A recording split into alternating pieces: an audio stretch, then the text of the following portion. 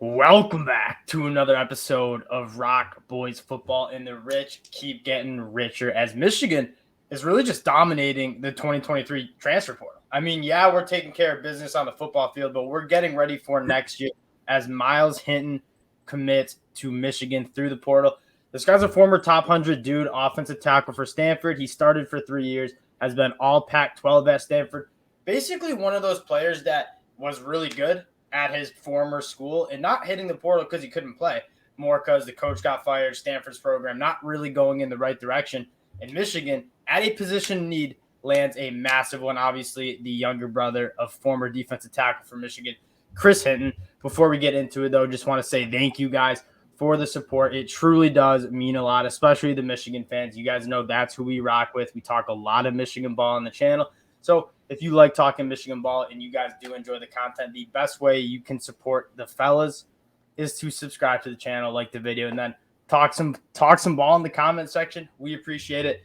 Dill, I'm going to kick it off to you. Myles Hinton coming to Michigan. What are you feeling like?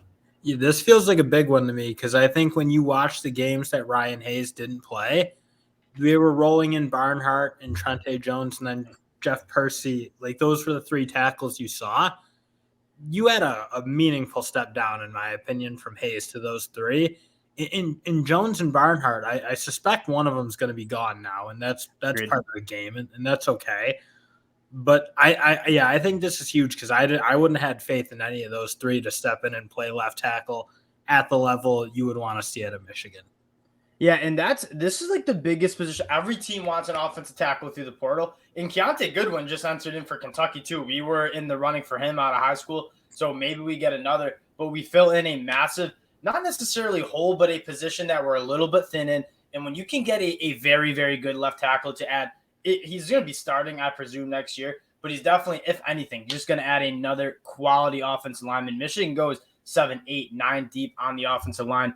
Back-to-back Joe Moore Award winners, first time in history. Michigan and Sharon Moore continue to get it done on the offensive line there. Yeah, and that's the thing. You just want that position group to be really strong. And then in just taking a look beyond Myles Hinton, because I think everyone knows what they're getting from him. He obviously came in and played really well at Stanford, and he's just come and upgrade himself and take himself into that, like, more of the first round conversation, I think, in the NFL draft. And where better to do it than Michigan, but adding another guy in Ladarius Henderson, because, again, there's going to be a little attrition up front for Michigan. I think I'd be surprised if we didn't lose two of the interior guys. I certainly, obviously, Olu's gone at center, and I'd be surprised if we got both of them back in terms of Zinter and Keegan. So, again, just reloading the positions of need, and if we lose them all, I'm very comfortable with El Hadi coming in. He played really good football for Michigan all year. So, again, I just think you're keeping the continuity of really elite offensive line play with these two moves. And that's what Jim wants to do with this team, and Sharon Moore's done a phenomenal job. One of the things I want to talk about in this new era of the transfer portal, and we've talked about it before, is you've seen Jim kind of shift from recruiting high school players with just a lot of flash, like the highly recruited guys. The high school recruiting rankings has actually taken a little bit of a dip. And you look at some of the key performers for Michigan, guys like Ronnie Bell, guys like Mikey Sandstrom, guys who weren't necessarily high 5 stars, 4 stars out of high school, but kind of fit what Michigan wants to do with that team. And you're starting to get kind of, I would say, one of the closer teams you've seen in the whole country. And when the transfer portal is starting to play a more role, I mean, we're not losing that many guys, and we're just getting kind of filling in some of those holes in our depth chart.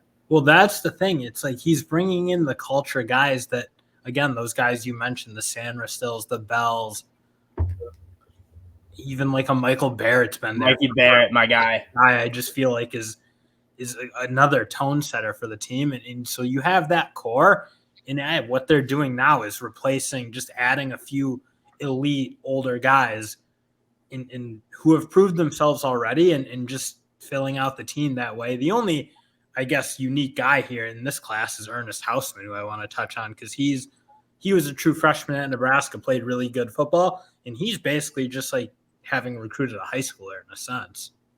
And he was a dog as a true freshman. I mean, you look at his recruiting profile, not even in the top 800 nationally. coming out of high school in the 2022 class. 64 tackles, 4 tackles for a loss, a real contributor as a true freshman.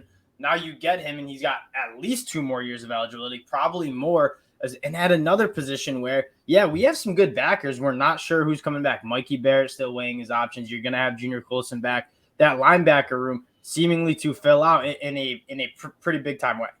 Yeah, and that's the thing. Again, another position group where after the first 2, and Jimmy Rolder's a guy who I think we're going to like going forward, but he didn't seem ready to rock and roll in terms of being like the starter at the number 2 team in the country kind of thing right away. And Ernest Hausmann may be a little different. He kind of developed into a really ready to rock and roll player. So again, it's just adding positions where they might be a little thin and not super confident in what they have.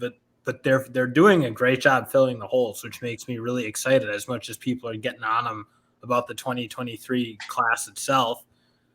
I mean, they're doing what they need to do to fill the team out, though. That's for sure. One other thing that I think is kind of big, and I want to ask you, I guess, what your opinion is when you make the college football playoffs, like guys want to stick around. When it's just like you're playing in the Cotton Bowl or whatever, you'll see maybe some more guys enter the portal. Guys want to stick around and go play in the college football playoffs, and they don't really have as much of a chance to enroll early at their next school. And we're kind of seeing, I don't know if it's a combination of that or just this Michigan team being special and being very close, but you're not seeing too many meaningful players kind of enter the portal. Like guys like Cade McNamara, they kind of did it the right way when their time was kind of up with the program. You go and find a spot where you can go contribute. Eric All maybe in the same boat with the emergence of Colson Loveland, but outside of that, like you're not going to see Michigan bring 10 transfers in through the portal, but you're not going to see Michigan lose that many guys either. Well, it's again, you don't see the core of Georgia leaving. You see some guys leaving, maybe a little more just because of how much talent they bring in each year. So they get a little more attrition than Michigan. I mean, again, if you were a 3-star in high school and you didn't kill it at college, like where are you going to go exactly? I don't think teams are really shopping. So where are you going to leave Michigan to do exactly? But again, I think you're right. Those highly successful teams, I just don't think are going to have the same amount of attrition. And I also think, frankly, if you play really well at Michigan, it seems like you do well in the NIL and all those sorts of things. As much as Michigan's not competing for sign-to-play kind of deals as much as it seems like some teams may be doing or what some fans are kind of calling for him to do.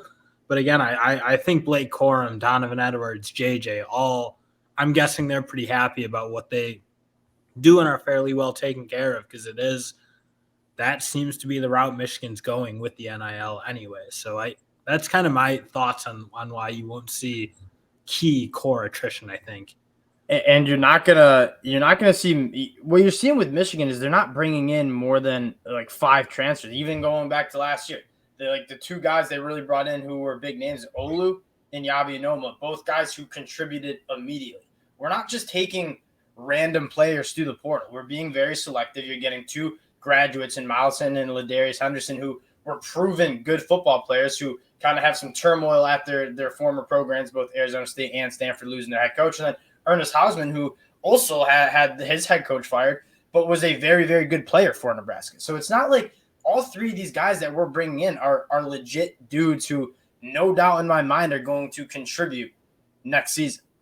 Yeah, and I'd be surprised, honestly, if Michigan did much else besides maybe at a corner. That feels like a position that they might be sniffing around for. Delani Jackson at USC, I know, is a guy. Yes, sir. I wouldn't mind seeing if – I don't know that they'll be able to land him, but obviously the Will Johnson relationship, and you obviously kind of seemed like you wanted to come to Michigan. So we'll see. I don't know. I wouldn't be surprised, though, to see maybe one of the UNC guys, one of those type of players who are coming from a squad. And I think corner is a position that I was just going to ask you if you have to pick a position or a particular player that you might see Michigan target, because we're probably not going after more than 2 or 3 more guys through the portal. What position? It sounds like cornerback. A position that sticks out at me is like we're pretty deep. I wouldn't mind another defensive tackle. Mozzie Smith probably going to the NFL. Mason Graham, I think, is a dog. Anthony Grant, I think, is a dog. But you want to be able to roll 3 or 4 deep, very, very good defensive tackles.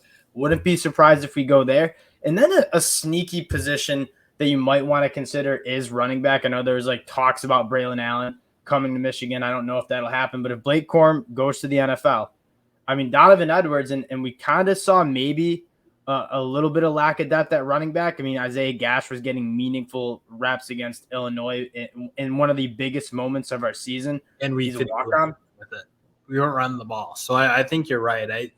That would be a position. I don't know about Braylon Allen because I don't know that you want like a bell cow coming in. I think you more want a guy who's more knows his role as the second guy. I don't think Braylon Allen's coming to a school to be second fiddle, nor should he be, because he's a dog. And when he's on a good team that's running the ball well, he's a guy you need to carry 30 times to be effective. So I don't know that I want a Braylon Allen, but I think you're right. A second string guy who that's what he's going to do. He fits that sort of style. I think that would make sense, assuming Corum doesn't leave, because he did kind of hint that he isn't totally set on not coming back. Yeah, and I mean, also like CJ Stokes as a true freshman flashed at times, but I don't think the coaching staff really trusted him. But you also have Cole Cabana coming in, who, if you check out his high school highlights, are disgusting. Like, he is a built dude. He is verified speed. He's another exciting guy. But as much as Michigan likes to run the ball, you want a couple proven backs going into the season, because that is a position that gets banged up from time to time. Both Blake Corum and Donovan Edwards obviously battled injuries during the season. Wide receiver was another one, depending, like Ronnie Bell will be gone. Oh, those three freshmen, Jay.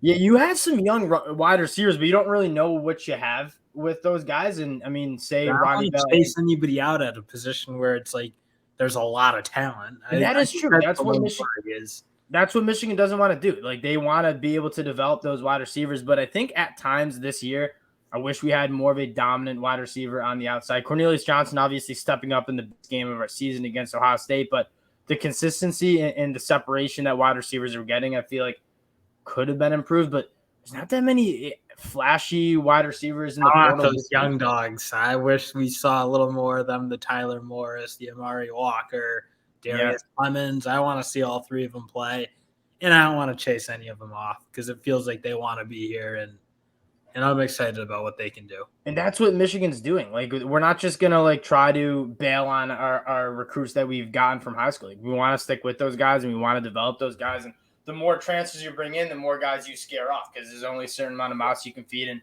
you kind of want to roll with the guys who've been with the program, get that culture. Because again, this is a Michigan team that, yeah, it's a talented team, but I think one of the most special aspects of this Michigan team is the culture, is that brotherhood. It feels like the closest team in college football right now. Even two captains who bailed essentially mid-season couldn't break it up. So that's how you know it's tight. Because those two, I mean, I don't know. As unfortunate, obviously, just with what happened, because they didn't ever feel like really part of this run that we had, and obviously the health was part of it. But then even the transferring before the game, it's like all of it is what it is. But like, I think it shows that this team there's no fracturing, that's for sure. Like, the two guys left, but it didn't seem like it caused any other real rifts. Yeah, this is a special team. I think it will continue to be a special team. And again, it's nice to see Michigan getting some guys through the transfer portal. It's obviously a tougher school to get guys in through the portal, a little bit more restrictions. They're getting it done. They're being selective, and they're getting guys who are going to make a difference next season. Obviously, we still got meaningful football to play this year. Obviously, taking care of TCU in the college football playoffs is taking priority. But again, we appreciate you guys for checking us out. Again, if you like talking Michigan ball, you like talking ball in general, consider subscribing to the channel. We appreciate you guys, and we'll talk to y'all later. Peace.